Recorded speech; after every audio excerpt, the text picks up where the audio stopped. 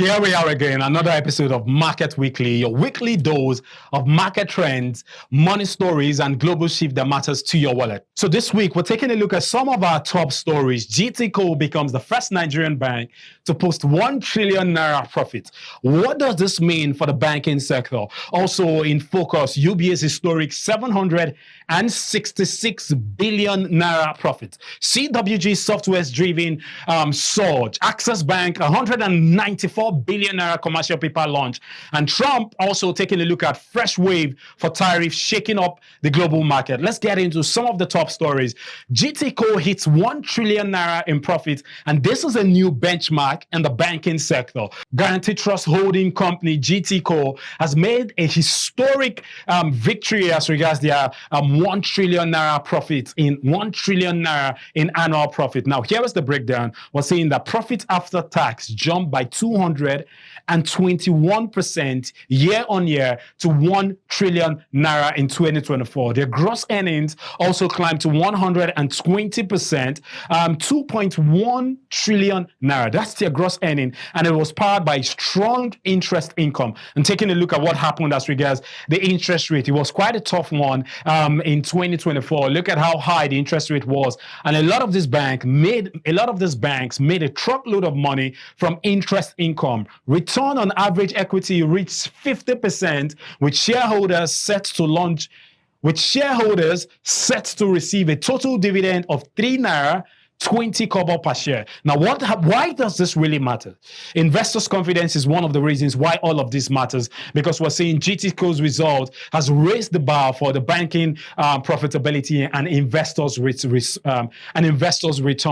The performance may signal a further consolidation on top-tier banks' dominance. If you look at the policies in the banking sector, definitely some robust banking earnings could shape regulatory conversations around recapitalization and also put the sectors at risk. Because if you look at what happened last year, we heard a lot about the windfall tax, and that's what we're seeing what is happening in the banking sector. And then let's shift gears to what is happening with UBA. UBA reports 766 billion naira in profit. UBA also posted its highest ever profit, growing after-tax earnings by 257% in 2024. The bank announced a 3 naira dividend payout, and some of the key takeaways you need to understand is that UBA's strong FX revaluation gains and their interest income shows the banks are maximizing this high rate environment. Because take a look at what happened in 2024. It was a high interest rate environment. Our business economic terrain was filled with high interest rate, as high as 27%, and we're seeing many of the banks taking advantage of all of this. And then let's shift gears to what is happening with VFD. VFD Group have secured board approval for equity investment in Abe Mortgage Bank and BVN DLE, unveiling a recapitalization strategy ahead of Nigeria's banking recapitalization drive.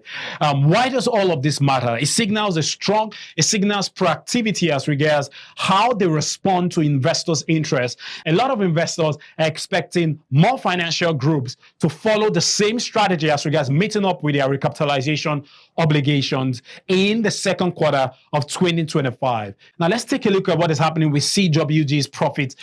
They surged by 2.79 billion naira in profit based on their 2024 numbers, and all of this was because of software sales. But a lot of investors are really concerned about their receivables because it poses a risk to a lot of investors. Their strong top-line growth is encouraging based on what investors are saying, but the company must manage credit risk better to preserve cash flow. Federal government, and then we shift gears to some other stories coming in from the federal government. Federal government and EU discuss $1.3 billion EU investment deal. The finance minister, Wale Edun, has met with the EU ambassador to explore how EU's economic and investment plan could support Nigeria's reforms. Some of the sector that's going to be some of the sectors that will benefit from this investment deal is the energy sector, the digital infrastructure, and also the green transition are set for benefits from this potential funding. Access Bank launches 194 billion naira commercial paper. We're seeing that Access Bank has unveiled 194 billion naira commercial paper program, and this is one of their largest commercial paper program for the year. Strong institutional demand for fixed income security remains high despite high inflation, because a lot of institutional investors are looking for ways to benefit from the fixed income securities. Because hey, look at what high inflation did. It brought about high interest rate, and that also brought about high yields for fixed income securities. Let's take a look at what's happening in the global market. Trump slams 25% tariff on auto imports. We're seeing that the market is reacting to trade tensions. Donald Trump has reignited global trade fairs with a 25% tariff on auto imports. He has also warned that even harsher tariff could hit the EU and Canada if they refuse to align with US interests. What does this mean for the market? Stocks in the global market, auto sector fell sharply, with a lot of investors fearing for a resurgence and a lot of things happening in the automobile sector. For Nigeria, the indirect effects could include weaker global growth, currency volatility, and also slower investment flows into emerging markets. Despite the 25% tariff, we're seeing that US inflation holds firm as spending surges. The Fed's preferred inflation gauge, that's the PCE index, rose by 2.8% year on year in February, and this is above the 2% target. At the same time, US consumer spending also increased, and all of this is defying the expectations of a slowdown. And why does all of this matters? Because we're seeing that the Federal Reserve is now expected to delay rate cuts until the second half of the year. For countries like Nigeria, this could mean continued strength in the dollar, capital outflows, and tighter global financial conditions. Some of the bottom line, we're seeing that Nigerian borrowers with dollar-denominated obligations may face higher interest and repayment costs, because this is becoming a top burden for a lot of borrowers from this part of the world, especially those from emerging markets. Let's take a look at what's happening with the price of gold. Gold price rallied sharply in the first quarter of 2025, recording their strongest quarterly performance in nearly 4 decades. The surge is being fueled by what is happening with sticky global inflation, renewed geopolitical risk, like what is happening with Israel and Hamas conflict, the US and China tensions as well, the economic tensions between US and China, central bank accumulation, particularly in emerging markets like that of Nigeria and some other emerging markets. We're seeing that Nigeria's modest gold reserve may see a valuation boost Nigeria retail investors may also increase interest in gold-backed instruments or ETFs as a hedge against inflation. And then let's take a look at what is happening in the global markets. Mixed signals coming in as the IMF and World Bank have both flagged geopolitical risks, and they've also said that inflation may persist based on what is happening in the global market. China's recovery remains sluggish, with manufacturing PMI falling again in the month of March. Global investors are tilting towards low debt, high growth emerging markets, and opportunity for countries with fiscal discipline. And then we shift gears to what is happening in our domestic market. The NGS market report, a day-by-day breakdown from what happened on Monday, the 24th of March, down to Friday, which was the last trading day of the week. We're saying that the market opened on a strong note with renewed optimism from what happened last week, because last week was not so great a week for the market. We're saying that the all-share index, 105,551 points.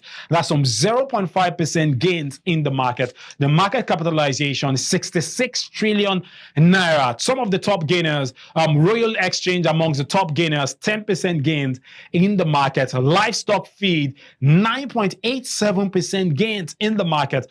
Abe Mortgage, we're seeing 9.72% gains in the market. Some of the top losers: NEM Insurance featuring amongst the top losers, and then we're seeing what is happening. NEM Insurance featuring amongst the top losers. United Capital 9.29% decline in the market. CWG 6.67% decline in the market. And then we'll move on to what happened on Tuesday, the 25th of March. Gains slowed down as investors lock in some of their profits. The all-share index closed at 105,593 points. That's some 0.04% gains in the market. The market capitalization was seeing market capitalization at 66.21 trillion naira. Some of the top gainers: May and Baker featuring amongst the top gainers, 10% gains in the market. Mutual Benefits 9.59% gains in the market, and then E-Transact 9.38% gains in the market. Some of the top losers were seeing Etana featuring amongst the top losers, 9.21% gain, 9.21% decline in the market. Royal Exchange 7.95% decline in the market, and then Veritas Capital 5.98% decline in the market. On Wednesday, we're seeing the 26th of March, market dipped slightly despite record turnover. The all-share index closed at 105,475 points. That's some 0.1% decline in the market. The market capitalization, 66 trillion naira. Some of the top gainers: Mutual Benefits amongst the top gainers, 10% gains in the market, and then Royal Exchange featuring amongst the top gainers, 9.88% gains in the market. NEM Insurance amongst top gainers, 9.84% gains in the market. Then top losers, we're seeing top losers: Home Rates featuring amongst the top losers, 9.93% decline in the market. ABC Transport featuring amongst the top losers, 9.8% loss in the market. And then Universal Insurance, 8.33% decline in the market. The volumes soared because WAPCO traded over 330 billion worth of shares on that particular day, which was Wednesday, the mid-trading day of the week. Thursday, the penultimate trading day of the week, we're seeing the 27th of March, marginal drop as the volumes normalize. The all-share index, 105,426 points, are experiencing some 0.05% decline in the market. Market capitalization, 66 trillion naira. Some of the top gainers, we're seeing TIP featuring amongst the top gainers, 9.85% gains in the market. Universal Insurance this time around featuring amongst the top gainers, 9% gains in the market. Mutual Benefits featuring amongst top gainers, 9% gains, and then the top losers, those at the bottom of the pyramid. We're seeing John Holt featuring amongst the top losers, 10% decline. Charms featuring amongst top losers, 8.52% decline, and then NSL Tech featuring amongst top gainers, 8.47% decline. And then the final trading day of the week. How did the market close on the final trading day of the week? We're going to find out how the market closed on the final trading day of the week. And then the final trading day, Friday, the 28th of March, the market ended on a positive note, 105,670 points, 0.23% gains in the market. The market capitalization, 66.26 trillion naira. Some of the top gainers: UPDC, 10% gains in the market. Abbey Mortgage Bank also featuring amongst its top gainers, 10% gains. NNFM, 9.96% gains in the market. And then let's take a look at some of the top losers. We're seeing Integrated Energy Insurance, 10% decline in the market. AfriPrudence, 10% decline, and then Cadbury, 9.42% decline in the market. UPDC featuring amongst its top losers, 9.09% decline in the market. And then on a final note, we're seeing Alti Briscoe featuring amongst its top losers, 7.69% decline in the market. And we're seeing how the market ended, but it ended on a positive note. And this gives you an insight, as to how our domestic market, ended on a positive note as regards the NGX. And that's it on Market Weekly, where we bring you some of the top stories around the market. And also you can keep up with us every weekday And you can keep up with us every week where we bring you some of these top stories around the market. Make sure you like, subscribe, and share. My name is Frank Fagwa. Until next time, cheers.